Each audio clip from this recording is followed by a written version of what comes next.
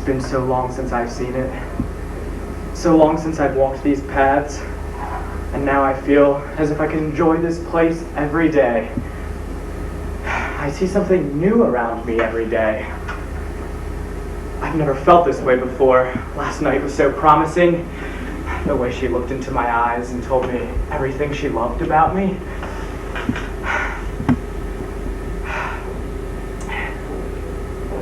It's a shame about Stan. He's such a fun friend. But he didn't like her like I do. He didn't love her like I do. I love her. I love her. Her humor and care fill my spirit. Oh, I swear I've never been this happy. What have I been doing all this time, all my life? I've waited for so long. It's hard to make those feelings known. They're so beautiful and interesting. It's frightening. But I don't have to worry about that anymore. No, I need it now. She needs me to cry on and hold my hand to make her happy. Here, my life begins. So where to start? Where to go? I remember sailing on lakes just like that, hiking the mountains, enjoying the world. How have I forgotten? And now, it's like she's shown it all to me all over again. I feel like I can rediscover everything I've already known. The sky's a new color, the air is a new smell, and I belong in its midst. I feel myself coming together finally. It's taken so long. This newness, this excitement, it's overwhelming, this sensation I feel. Another's love. My first real love. I feel now that I can give something I've never given before. Something I've never even had. Something with the greatest purpose in human life. Nothing else matters anymore. I give up anything for this feeling. Everything, anything, my money, my apartment, my friends. And now tonight, another night of perfection? How's it possible? And I feel myself getting nervous again. She does that to me, they always have. But this is it.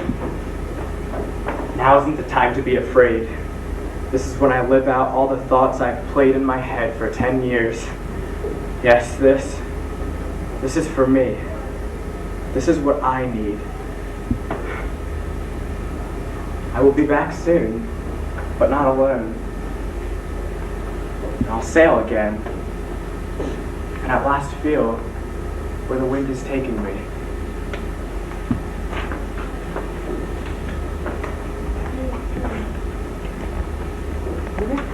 Good.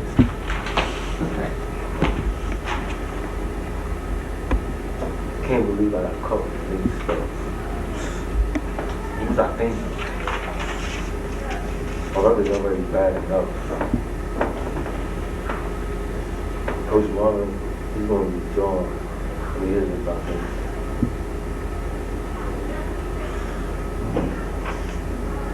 He's going to hide, say stuff like, who you thinking? Stuff like that. And probably going to need to train harder. He's going to be drawn. He's probably going to need to run like 8 laps a day.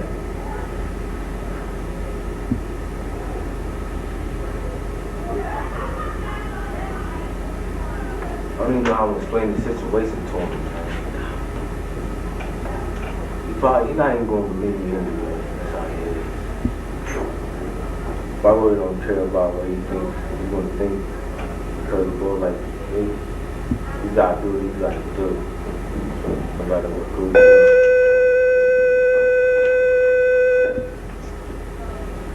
All I know is that niggas better come and tell you if you don't got to jail. So I went crazy for it. Boys like, we can't stay here for long.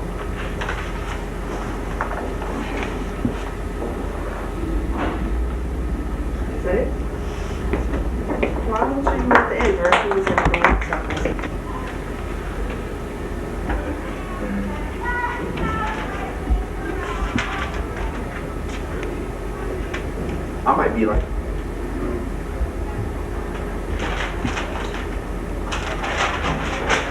you got even that, man. You got even. I'm just telling you, I'm losing my mind. You got. They got the recorders on you. You got the cameras.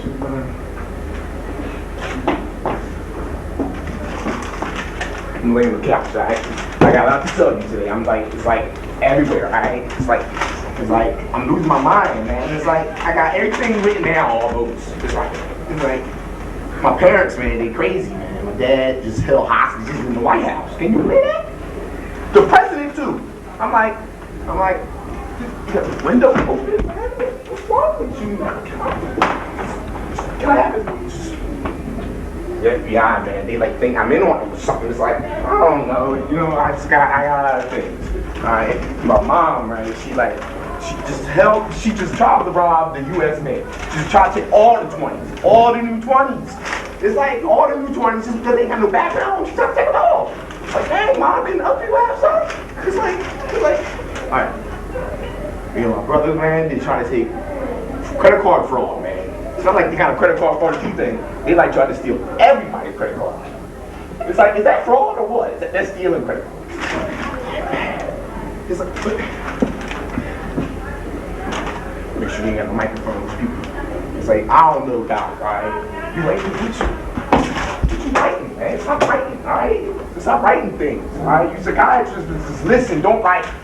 It's like, oh man, alright? It's like, what? This is my brothers, man. They like steal everybody's credit cards, just taking things. I mean, just taking. My mom and dad, they crazy, been locked up, the FBI and the NSA after me. The NSA, who that? Like the CIA didn't call me on the telephone. They want to talk to me and my sister and everything. We ain't had nothing to do with it. They're like chasing me around. I'll go to the movies, right? There's like 2 agents behind me. 2. Like, what? 2. I'm like, going to the movies. I'm trying to watch this movie. It was good. You see The Matrix? You saw The Matrix? I saw The Matrix because they got like things that I ain't never seen before, like jumping off walls and agents and glasses everywhere, you know? And then all of a sudden I turn around, there's like 2 people sitting behind me just staring.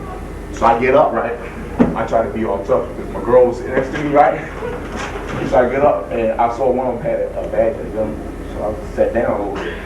And he said he was from the CIA. So I asked for some presents by my mom. I was like, so, take the thing. I'm crazy, right? Today, it's crazy. My parents just lost their mind. So it's like the Matrix became real. Like, they jumping around trying to steal things and agents is chasing me. Can you believe it? Smith is after me. I was like, who Smith? Why you gonna chase after me? And I ain't do nothing, alright? Just because my parents just wanna like take over the world and my brothers just wanna steal everybody's credit cards. Like, what they gonna do with all them credit cards? Like, how else everybody gonna go shopping? People like to use cash. They can't use cash. My mom even stole them. All the 20s, like all the new 20s is gone.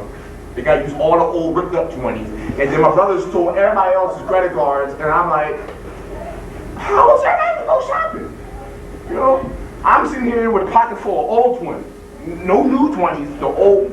I'm sorry talking about the 20s, right? Because you gotta take some hundreds too. And I'm like, I don't know what's going on, Doc. You know, are you listening? You still writing them. You psychiatrist, I don't care, alright? Stop writing things, because people like Smith and all them going to get them. You know? You saw how he did on the movie to make. You saw how he did? Alright. I'm going off. I gotta leave.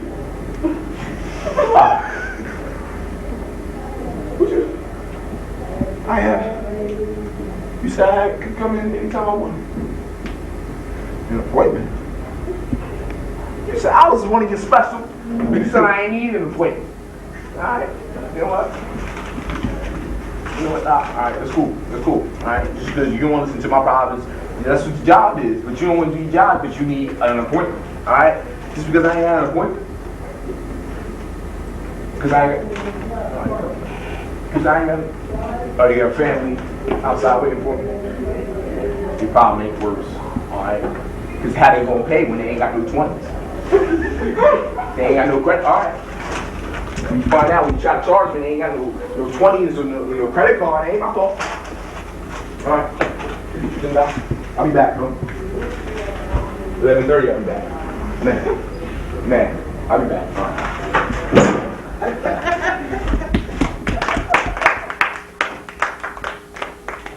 What Jose said. Oh my god, I'm gonna take care of my baby. Oh, sweetie. You don't want to go to sleep? Your dad isn't home yet. That's nothing new. He'll probably get home soon. You know what? I'm so tired of it. What can I do? I can't leave him because then the whole town would start talking about me. And my parents are gonna say that they don't have my daughter. They'll just force me to get back with him. I know they love me, but I think they didn't care so much about me when they forced me to marry him. They didn't think about how I was feeling. They never asked me anything. If they could have asked me, I would have said that he was too old. You know, I mean, he's 30, I'm 20. I didn't want to get married. I wanted to live my life. I didn't even want to marry a person that I didn't even knew. They just told me, you're going to get married to him. You know what? The only thing that I got from this marriage that's good is you. You know, I feel like growing up when he gets close to me, it's so nasty. I just hate it. You know, I hate it because every time that he gets close to me, he's drunk and he's been with other people, so he smells like, I don't know. It's just so nasty. You know, life here is a mess. It's ruled by money, and we just have to follow what people say. I always dreamed that when I got married, it would be so beautiful and that everything was going to be so nice, but maybe this is how it is. And those were just children's thoughts. Every time this happens, I feel like running away, but I think of you, and I say, how can I take her happiness away? The more I think, the more I like the idea. I just want to leave. I want y'all to tell everybody that I'm so unhappy and that my life is like so bad. But I don't only have to think of me, I have to think of you too. You know? I'd love it if you would talk. If you could tell me what to do, I don't know. I need somebody to listen to me. If I leave, everybody's going to talk them. Everybody's going to say that it's my fault or something. He's going to start saying stories about me. And everybody in this small town is going to believe him because everybody thinks he's a good man. You know? I guess that I only have two choices. Stay here and accept what everybody wants to do with my life. Or just leave and take what it comes. And I think that I better hurry up to get my stuff because I'm leaving. Basically, my setting, my character's name is Samantha Nagiana, and she's just gotten done work. She works at an uptown club in Manhattan. Where are you now? I'm on a bar stool in the club. Okay. What an evening that was! So many wonderful people came in tonight. I only have 3 closers tonight, including myself. Gabriel and Belinda are closing with me tonight. I had a very productive night. I believe I made over $2,000 in tips, maybe more. I'm not quite sure. I think I served close to 700 people tonight. That's a good night for me. I guess. I honestly believe I saw Ben and J-Lo. They're so wonderful. I love when they come in the club. Shauna and Shannon came in tonight. They said my dad's friend Joey was shot, but he's going to be alright. That always happens. I guess that's life when you're the daughter of a mobster. Tomorrow night we've got a banquet to go to. I'm working at the hospital until 4 o'clock, I believe. Then I've got to go straight to the banquet. Roger, our drive-in, is taking Shauna, and myself. The banquet is to honor my mother for all the work she's done in her law firm. My entire family's going to be there. All my aunts, uncles, and cousins will be attending. I can't wait. It's going to be so much fun. After the banquet, my cousin Lindsay and I are going to go shopping down Saks Fifth Avenue. I figure since it's almost Christmas time, I may as well go shopping now and get it all out of the way. I also want to get something for my mom to congratulate her. Back tonight. I had a really good night. Like I said before, I honestly swear I saw Ben and J-Lo. Oh, and I met a guy too. He's an attorney in my mom's law firm, which is really weird because I've never seen him before. I think he's about 20, maybe 21. I'm not quite sure as of right now. But he asked me for my cell phone number and I gave it to him. Usually I'm very hesitant about giving my cell phone number out. But I have a good feeling about him, so I think it'll work out. He also works in my mom's law firm, so it'll be okay. I believe he said his name was Michael, which is funny because that's my brother's name. So I thought that was funny in itself. My brothers will probably like him though. They usually take to anyone I have around right away, partially because they're extremely well brought up and they have excellent manners. Especially the twins. They really take to everyone because they're still little and love everyone who gives them attention. They'll be 6 next week. My mom is having a big get-together for them. The girls are just as good with them, especially Alexia. She loves everyone. She's a very high-spirited girl and loves getting attached to people. The only problem with bringing anyone home is Daddy. He's very protective of me and my sisters, but only because he wants the best for us. I'm fairly sure he's not going to have a problem with Michael though. He's probably met him before because he's always in my mom's office. Daddy's friends are always in trouble with the law, being that they're mobsters and all. But oh well, it's okay. I just hope everything works out for this guy so Daddy doesn't have to get someone to shoot him like the last guy. That relationship was pretty traumatic. I liked the guy, but he started getting loud with me, so Daddy thought he should have him destroyed. But oh well, that's life. I should probably get back to work now and get everything cleaned up. Gabriel and Belinda are coming from the cigarette break, although I must admit, that was an extremely long cigarette break.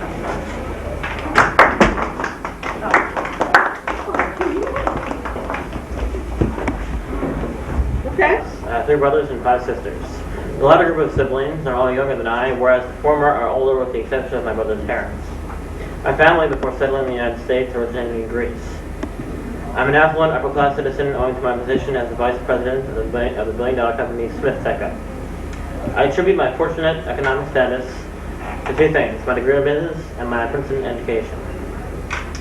My most likely environment is the office of the vice president of Smith Tech. This is because, after all, I do not ascend to my current position without devoting a sizable portion of my time to my job. My average attitude is, put succinctly, admittedly condescending and arrogant. This is also due to my Princeton education, which I admit has given me a swelled head. I display my condescending manner by using collegiate-level words and also by implying that others are inferior to me. My average mood is jovial. I speak in a very grandiloquent manner on account of my desire to alienate my peers. Incidentally, I'm a workaholic. I'm an optimist because so far I've had good fortune. My predominant emotion is contentment, also owing to my good fortune. I dress in very resplendent and frankly flashy attire when I am able to. Otherwise, I don a very presentable suit. I have many outfits which seem to convey me as a very materialistic man, which I am. I intentionally dress in this manner in order to convey vibes about my nature.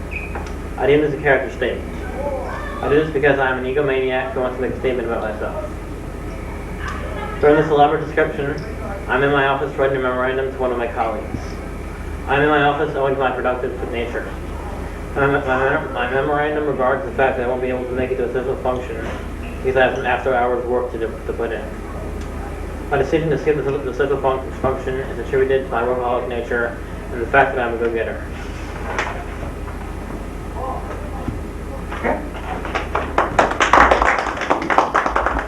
In an old pizza shop parking lot. It's about 10 after 10, and I am Bianca Erickson. I'm sitting in a tow truck waiting for somebody. Start.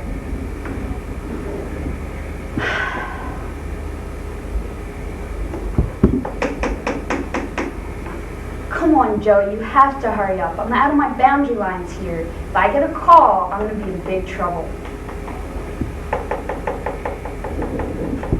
I am going to kill him if he doesn't hurry. Hello, Bianca Towing. How can I help you? Joey, where are you? I am waiting down at the end of your block. Tell me you're not going to beg on me again. Okay. Yeah, sure. Bye. 5 minutes and I'll be here. 5 minutes. And I have to tell him. I have to tell him tonight or I'll never be able to tell him. I've backed out of this way too many times. Why are guys so dense? I mean, we have been best friends for 5 years, and he knows everything about me. And yet he doesn't know when I'm in love with someone, let alone his? Exasperating, draining, flat out a pain. Yet I love him. How stupid does that make me? And he has no idea. And he's talking about getting with this dumb wench who's only after his money. Right there, those facts alone should make me tell him. But what if he doesn't feel the same way? What if he actually hates me after I tell him and it ruins our entire friendship? 5 years. Ever since I moved out here, he's like the only person I can talk to. And about anything. No. I cannot do this. I cannot keep talking myself out of this. If I do, I will never ever go through with it. So, you know what? It doesn't matter. Because if he doesn't feel the same way, it's his loss. I don't need him or anybody else. You hear me, God? You can take him away too because I don't need him. Oh, who am I kidding? I love him more than I've ever loved anything in my entire life. I can't brush this one off. But then, how do I tell him? Should I just come right out and tell him, or should I mean, obviously hints don't work. But I have to tell, oh my God, Joey, you scared me. Would you get in and close the door? It's brick outside, come on. What did I have to tell you? Yeah, there is something I need to talk to you about, and it's, how can I put this? It's really important, but I'm gonna tell you, and you can't say anything until I'm completely done, okay? And if I tell you and it's going to change anything about our friendship, or you think that it'll destroy our friendship, I want you to completely forget I ever said it, and just act like it was never even happened, okay? Yeah, I know, I'm scaring myself too. No, this is not the coffee talking. I didn't have coffee.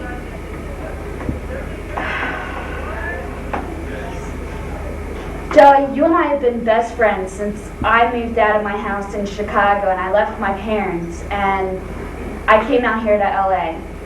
We've been best friends since senior year in high school, and you have no idea how much I've appreciated everything you've done for me, and it meant a lot. But somewhere over these past 5 years, I'm not sure exactly when or how or why or anything, but I am sure about what I'm feeling. No, you promised to let me finish. I don't know what did me over or anything else, but I know that I am. And I know that I'm in love with you. And that if you go out with that stupid wench instead of me, you're going to be making a really big mistake, so don't do it. We belong together. We're perfect together. We know everything there is to know about each other. So, now you can talk. But whatever it is that you want to say, please don't let me lose you as a friend. Okay?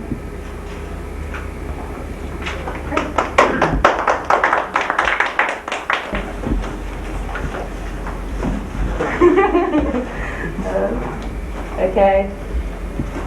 The scene is an alleyway, and I'm a young girl, and this is my dog. I'm gonna get my dog in my home. This is my house. I'm a homeless girl. Let me get off camera.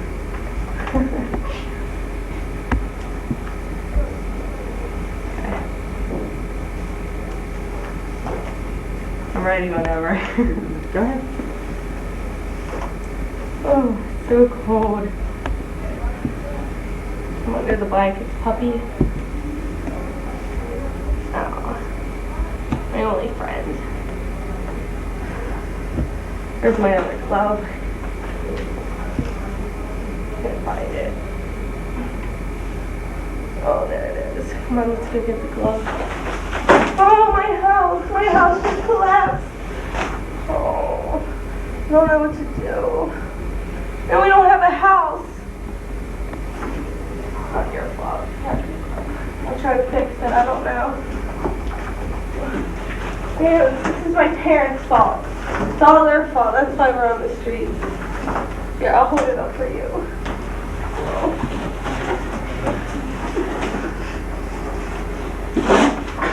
Oh.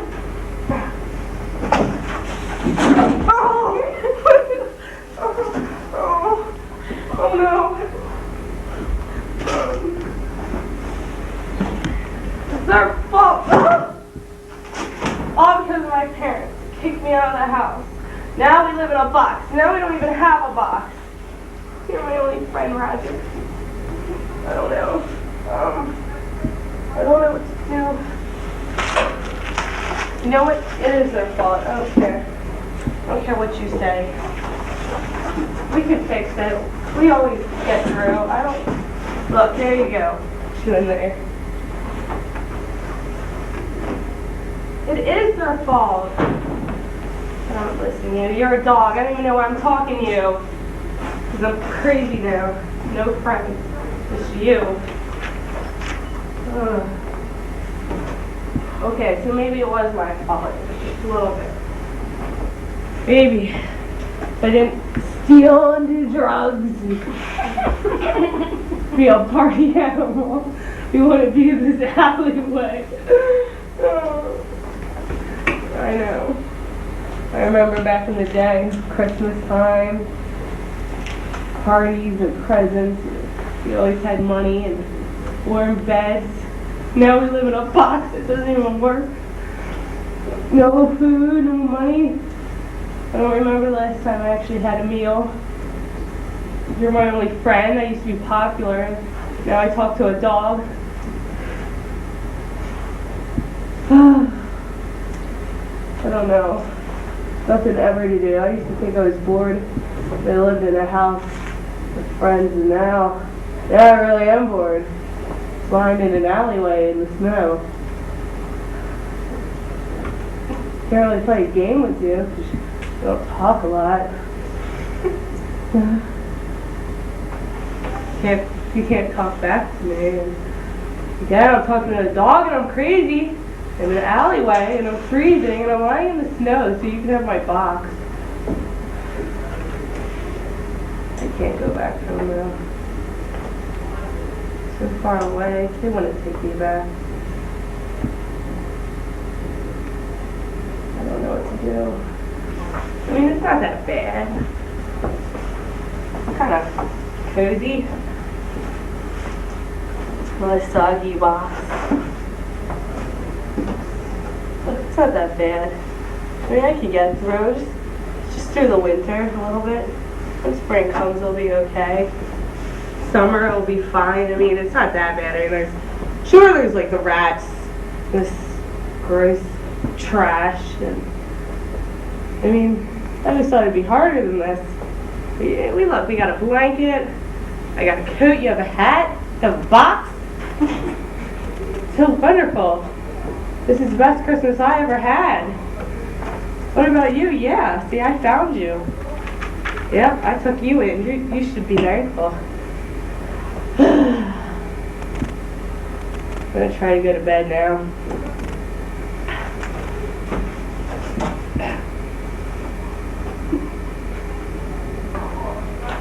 Can you sleep? No, I didn't think so. Here, well, shit.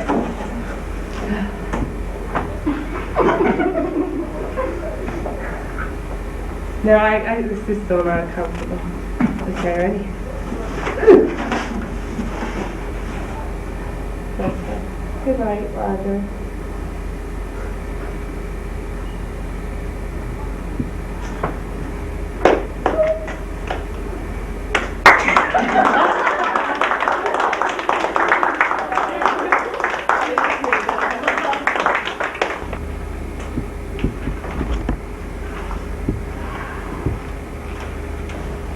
Ladies and gentlemen, I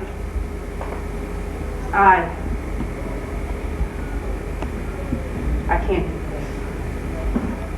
You know, I racked my brain last night trying to figure out how and why I'm standing up here in front of you today. My black man's blues have got the best of me.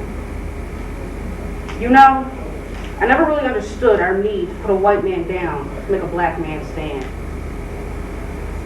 I acted like I did, trying to fit into the crowd. I haven't taught you like I did.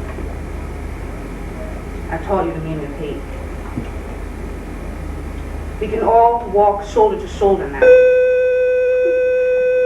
Martin Luther paved the way. My brother paved the way for us to hold hands in unity and love. I can see you guys don't care much about what I have to say. But what I'm trying to say is that I can no longer teach you lessons of hate. I will stand beside you in the morals of love.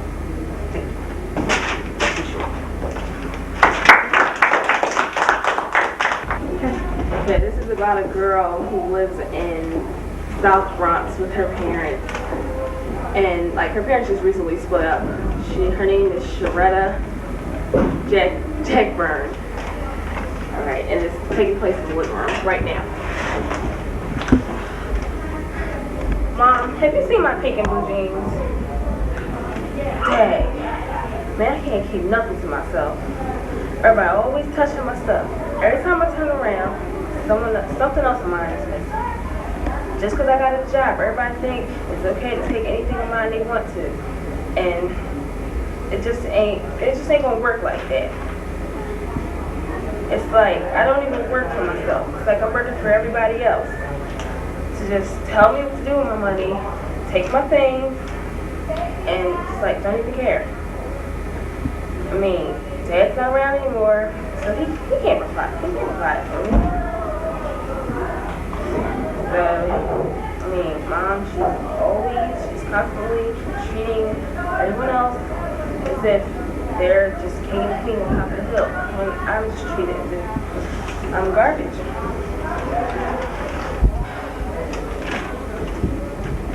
She never wants to hear what I'm saying. Having problems and everything. I mean, gosh, I wish I was just dead. Can't even have privacy in my own bedroom. Which is walking into my bedroom, just taking my clothes. Just can't do it. Well, it's about 1:30. I gotta get ready to go to work. I seem to have missed the part where we were going to act them. So I created a female, which should be lots of fun. Her name is Silverhair Kimstein, and she is traveling around the desert. And she is a paladin. Deal with me.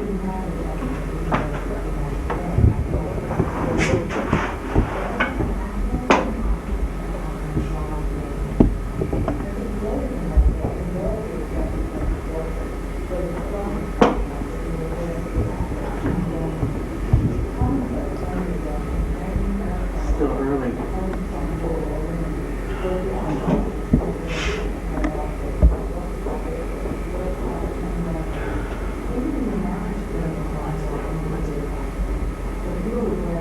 I was traveling this way yesterday.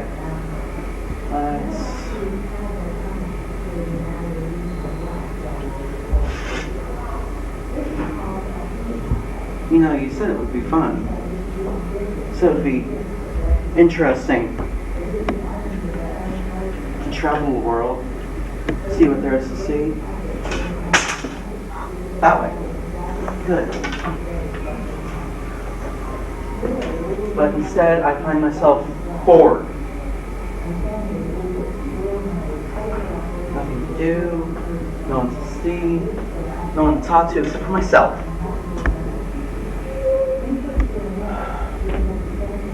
What do you expect? Why am I even out here? Oh yes, I know why I'm out here. I'm looking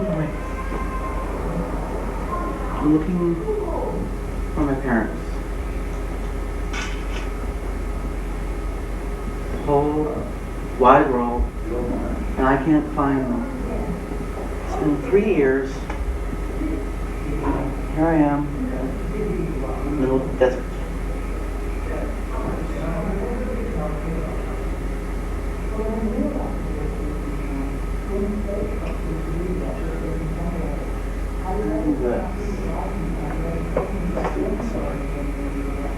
Why couldn't I have been born like everyone else? Why did I have to be playing friends?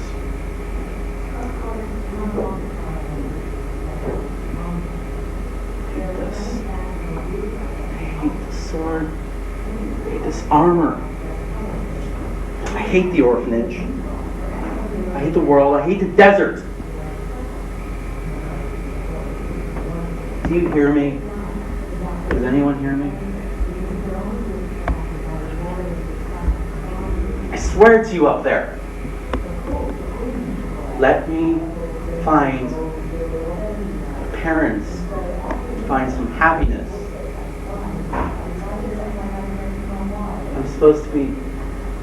If I'm supposed to be tested, why is it taking so long? I am so lonely.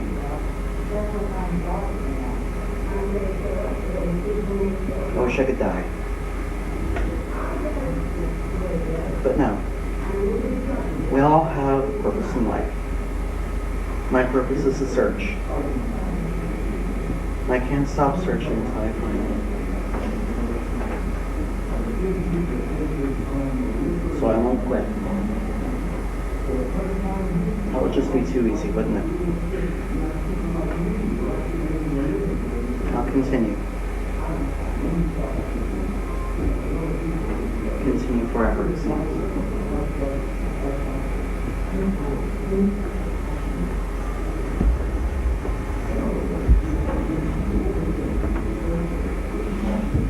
Okay, that's it.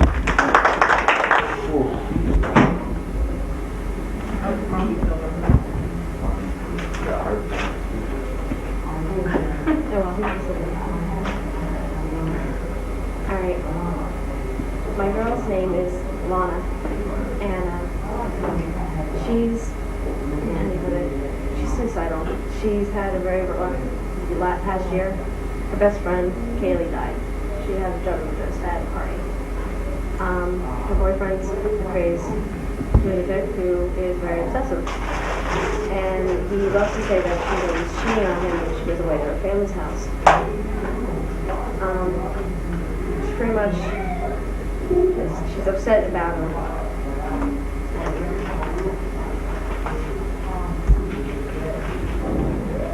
Wow, it's been a year since I've been here. Remember the good times in my room? Me and Kaylee.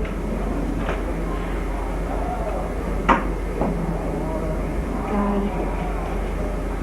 I wish that I was at that party. Maybe I could have saved her.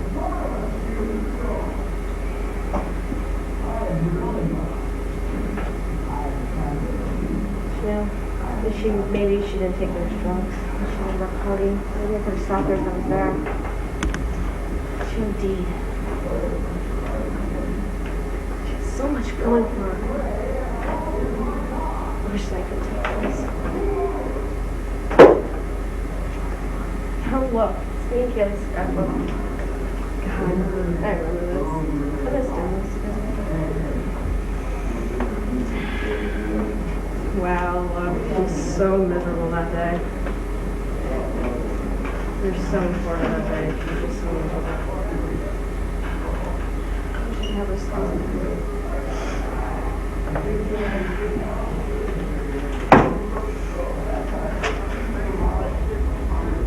Hello?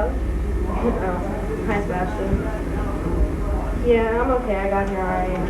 No, I'm fine, I've just been thinking. I'm fine, don't worry about it. I'm just remembering me and Kaylee, the memories we had. What are you talking about? Forget her? How can I forget her? She's my best friend. She died. I'm fine. Just drop her. Just leave her out of this. What are you talking about?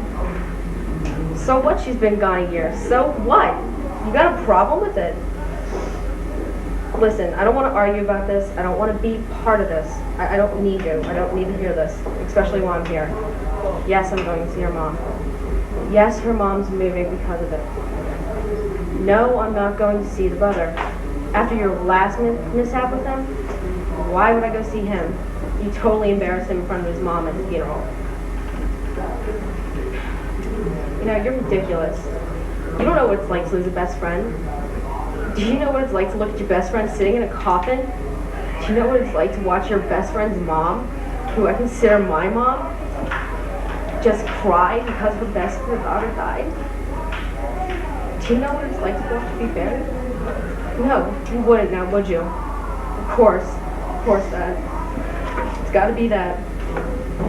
God, that's all you care about. You know, I gotta go. My mom's calling me. Listen, I gotta go. Stop. No, don't threaten me. Leave my family out of this. Don't threaten me.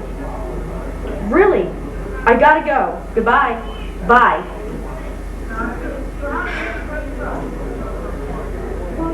Why do I deal with this?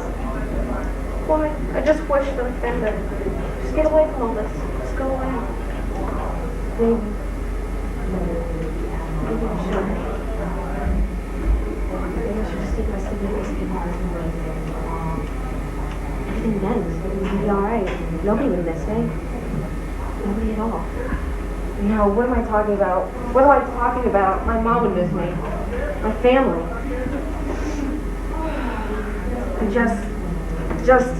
Ugh! I don't know what I'm gonna do.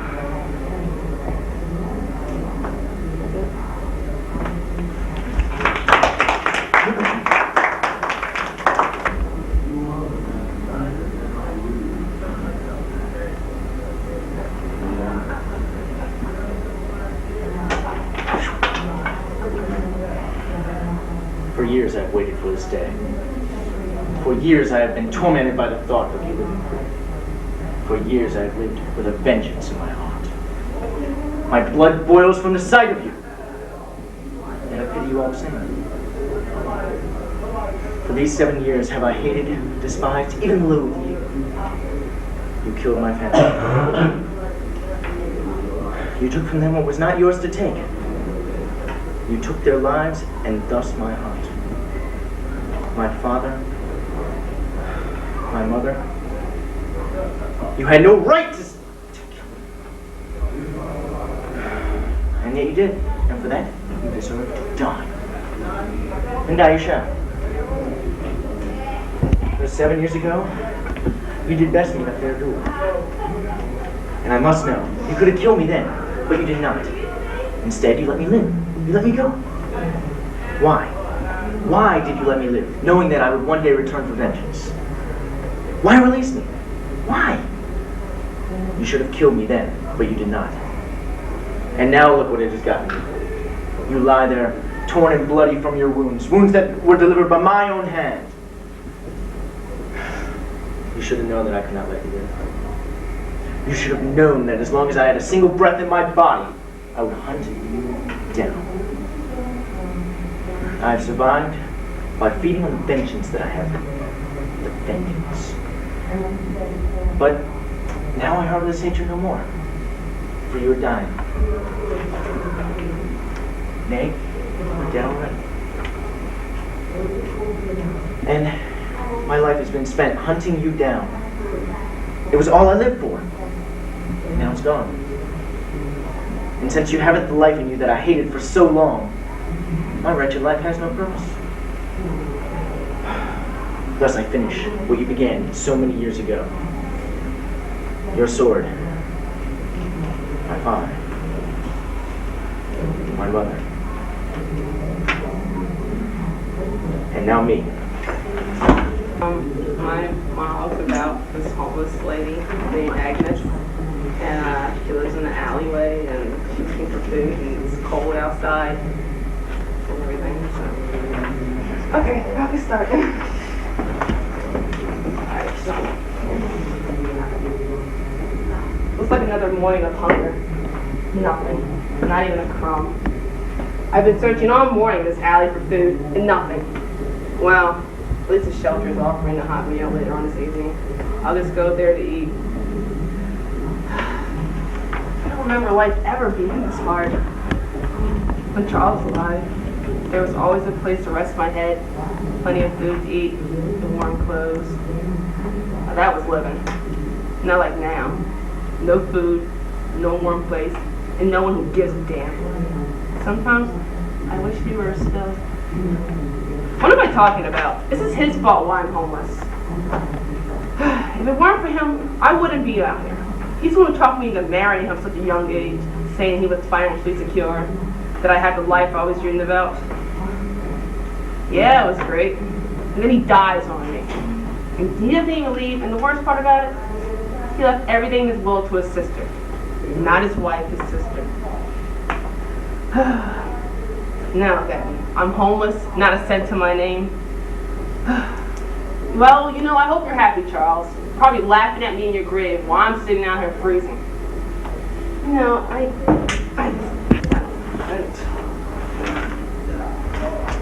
this is life getting any worse. What's this? This is Charles's cufflink. That's his cufflink. I remember this. He wore them at our wedding. He had the hardest time putting them on. In fact, I'd help him before the ceremony. He hated him. He hated things, but he wore them because they were his father's. I remember. And then there was after the ceremony. I remember we did our first dance, husband and wife. He was so nervous by everybody watching us. He never did like being the center of attention. He was totally opposite from me. He kept stepping on my feet that day. I guess it wasn't all that bad. He wasn't perfect, but he wasn't horrible either. I guess all the love and didn't know it was fine. We tried that like our marriage was perfect, but really, it wasn't. He didn't know how to do anything about it. I guess that after we married, I just became somebody entirely different. And he was too.